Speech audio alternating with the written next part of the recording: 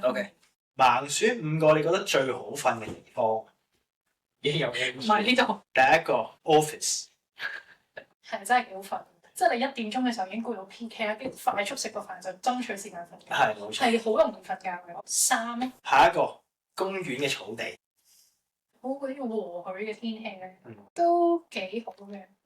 4啦。好，下一個飛機， 2有時好攰咧，搭長途，即係可能12點鐘就上到飛機嘅，就好快瞓住。我試過有一次咧，係佢未開機嘅時候已經瞓到擘大咗個口啦，跟住嗰個空姐想問我嘢都問唔到，因為我嗰個人要拍醒我。我喺飛機係好難瞓得着。咁你前日嗰係啊，我前日瞓下醒下，瞓下醒下。你係咪直航嘅？我直航啊，直航都瞓下醒下。好辛苦喎。係啊，屋企嘅 sofa，屋企嘅 sofa 係好瞓過屋企嘅床，覺唔覺？覺嘅。咦？